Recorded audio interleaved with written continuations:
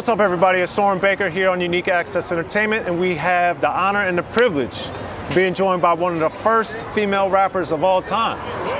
Huh? Yeah, you better know. You would say that, battle right? rapper. I would say that. I wouldn't say I'm the first female because that's MC Sha-Rock, my mother. Who we've had on Unique Access. Okay. And there goes Sweet T. Sweet T in the building. Yes. So, as I think it's important for people to understand, as you're coming up, the idea of being a female rapper when that wasn't seen. Wow, it was, I wouldn't say it was hard because of the person that I am, you know, but for other females getting in the game, and I'll say that for myself, but first time I'm saying that, but it was hard because it was a male-dominant game. Right. But like Sparky-D, Roxanne Shante, MC Light, Sha-Rock, Sweet T, we had to push our way through, you know, and it was about our character and our persona that we had on stage. You know, we would kick down the door regardless if they were men, and they had to accept us. Yes, so given that when you were emerging, rap really wasn't on record, right? How did you find you were able to build notoriety, hype, and a status for yourself? Well, how I did that, but when I got out in 1985, I'm the one who battled Roxanne Shante. Roxanne Shante, which everybody knows, battled UTFO. You know, she spoke about UTFO, Roxanne. So being that UTFO, may Kango rest in peace, they were from Brooklyn, I was from Brownsville. So I couldn't let her cracky wacky voice do that, but it was very profound. Right. The voice was cracky wacky, but it was fabulous. You see what I'm saying? And it went places. So with me battling Roxanne Shante and her battling me, we just went around the world as little girls, and we showed up and God showed out.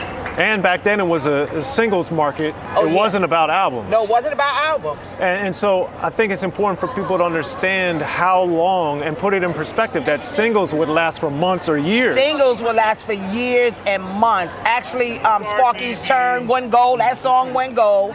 Roxanne Shante's song went gold. I mean, but for years we would live off a single and tour the world.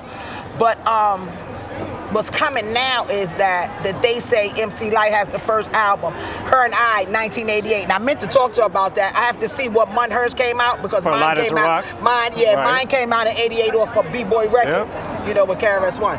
Home to Boogie Down Productions and JVC Force. Yes, JVC Force. That's Don't forget about JVC Force. I can't forget about JVC Force. So with Roxanne Shante, was it odd getting a rep as far as battling a woman versus battling a man versus battling in general? I'm gonna be honest with you, it didn't make a difference if you was a woman or a man, you know, and her character and my character, she come from Queens, I come from Brooklyn, and it didn't matter if it was a woman or a man. Right. And I'm gonna be honest, love all my sisters, and they'll tell you, they didn't want to touch Roxanne Shante or Sparky-D, so, you know, it was just nothing but love.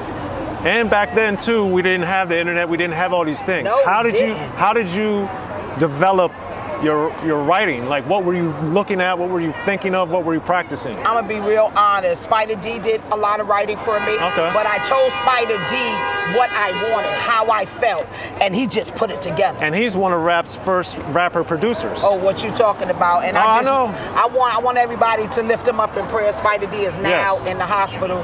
He had an aneurysm, didn't he? Fighting for his life every day, one day at a time. But God is gonna heal him. God is healing him. Yes. Given that, what pros and cons do you think it had for you that you emerged kind of as a battle rapper? How did that help you? How did that hurt you or limit you? Or actually, that helped me, you know, because the character that I have, and I don't mean to seem braggadocious, but I was born with it. I was real. And why I say that, like Melly Mel, not knowing I was set up for God. Because the reason why the people that's watching your show, and thank you for tuning in to my man, they don't know that 17 years of crack cocaine, prostitution, domestic violence, and homelessness. So once you're up, you know, and you go into those VIP rooms back then, you remember those VIP rooms, and I just kept going in VIP rooms. So that's why the young world really don't know me, but I'm a battle rapper, and now I'm rapping for Christ, doing the darn thing. That's what it is. Congratulations on that. Now, B-Boy Records, because of yourself, Boogie Down Productions and JVC Force, those were their early records. Boogie Down Productions later went to Jive. JVC Force went to Warlock and Atlantic and all these different labels. I know a thing or two about rap. Okay. But saying that, B-Boy Records often I don't think it's as much acknowledgement for a lot of what they did too. So I wanted you to break down from your vantage point. They're one of the lesser known independents that put out significant music. And they really did. They put out Criminal Minded. Criminal Minded, Sparky-D's World, KRS-One, Criminal Minded, Boogie Down Bronx, big up to KRS-One. JVC, they were off the chain, they did their thing. Strong Island. That's right, Strong Island. One of the best singles of rap history. With B-Boy Records, how and why do you think that label didn't get bigger? Because they were cheaters, they were liars. They took our money. Right now, my song is still being played. Do not buy it. Sparky-D's World, all over the UK, everywhere. Don't buy it. Don't buy it at all. Okay. And did you have much interaction with KRS-One, Scholar Rock back then? Yes. Okay. You know, we family. We all grew up in different boroughs, and we just meet up at the parties and like sisters and brothers in hip hop, and we're all connected. Okay. Well, I was also speaking because now people are so much. If you're on a label, you're like a unit. But back then, I know it wasn't like that. Yeah, it wasn't like that. So I was just curious. It's a unit now. You know, these people mess with these people. These people mess with these people. But when it's hip hop and natural born hip hop from where we come from, like Wakanda is hip hop forever, man. Yes. So how did you get your name? Actually, I used to hang out with 16 girls. So there you have, I'm from Brownsville, Brooklyn. You have different projects in Brooklyn. MOP? MOP in the building. That's right. I'm glad you're doing that because they come from Brownsville. Yes. Method Man, Busta, Light. Y'all know what it is. Yeah. Jay-Z, Chubb Rock, Houdini. But and the list could go on. But it was many different buildings in Brooklyn, the different projects. And there was a group. There was playing music, you know, DJ. And one of the guys' name was Sparky-D. Okay. So I had green eyes, and my girlfriend said, we like the guy. So she said, let's name you Sparky-D. You got Sparky-D eyes, Sparky eyes, and your first name is D.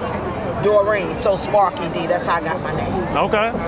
Interesting, because I never knew that story. Wow, isn't that something? That's crazy. I got green eyes Wow, too. yes, you How about do. that? Yes, Hazel eye very connection. Handsome too, very handsome. Well, thank you. Yes, Thank you. I'll thank my parents for that. Yes.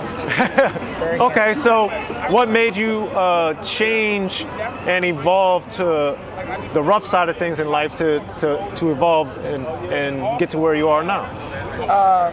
I'm gonna be totally honest and I'm gonna keep it real with you, man.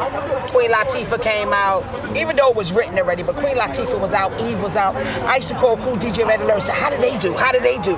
You know, but I was getting high. You know, so I had to surrender myself to God because, to be totally honest, Hollywood is always where I belong. You know, I always want to be an actress. I'm not shy. I'm not, you know, I'm like her. I'm a go-getter, and I'm not ashamed of anything, and I'm a talker. But God delivered me. God delivered me, and He gets all the glory. And now I'm doing conferences, Bitter to Better to Breakthrough. My docu-series is coming out. Just got signed with Real Song and World Star and Genius. God is doing great things. Congratulations. So it's not over for me. So, but I had to sit back and allow God to peel me like an onion, you know. But history repeats itself.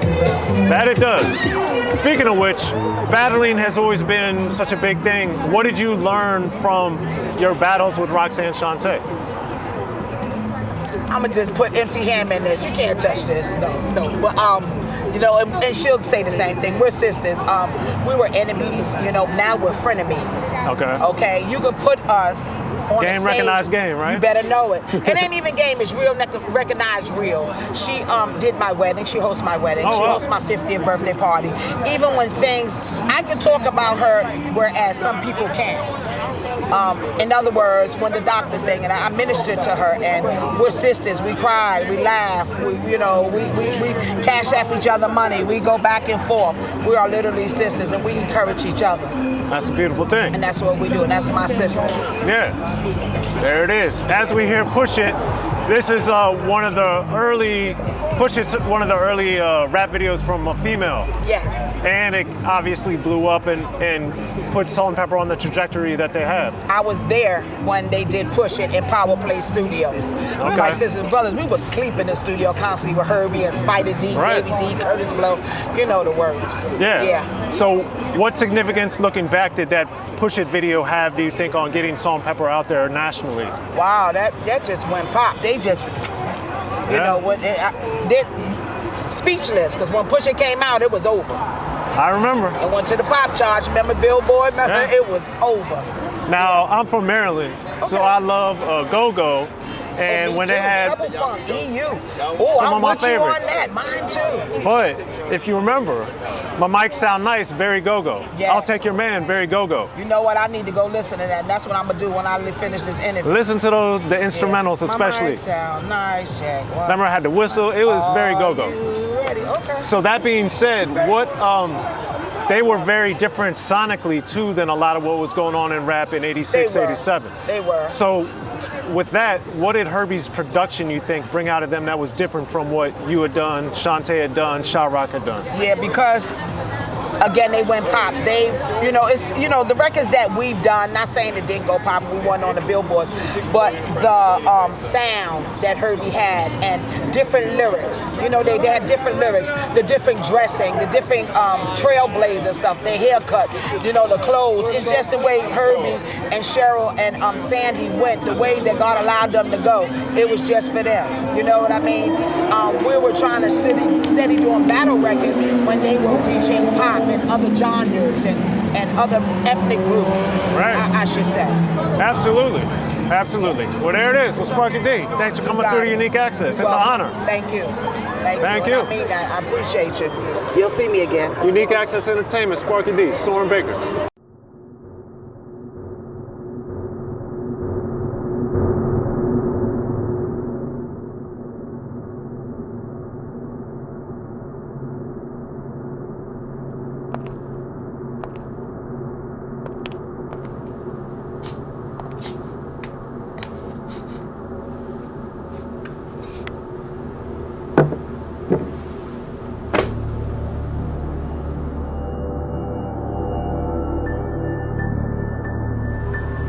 And I want you to listen real close to me. I'm going to ask you some real simple questions, and I want some real simple answers. Do you understand? Yeah. Do you understand? Yes, I understand. You said that you couldn't have possibly been at the crime scene at 11:15 because you were in the bookstore buying my audio book and my hardcover book at 11:15 when the crime scene occurred in Soren's book. The history of gangster rap. So you couldn't have been at the crime scene because you were buying the books. Right. At 11:15, I was at the bookstore at 11:15, and when I bought the books and accidentally left them at the store. So at 11:15, you couldn't have been at the crime scene because you were buying books, right? At 11:15, when I was leaving, it was some people coming in, and I forgot to grab But you don't remember who what they look people, like. what they look like or nothing, right? No. So,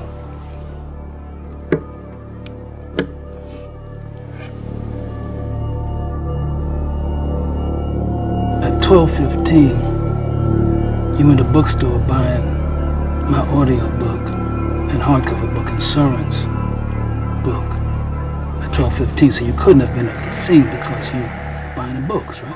Yeah. At 12, exactly. At 12:15, exactly. I was at the bookstore.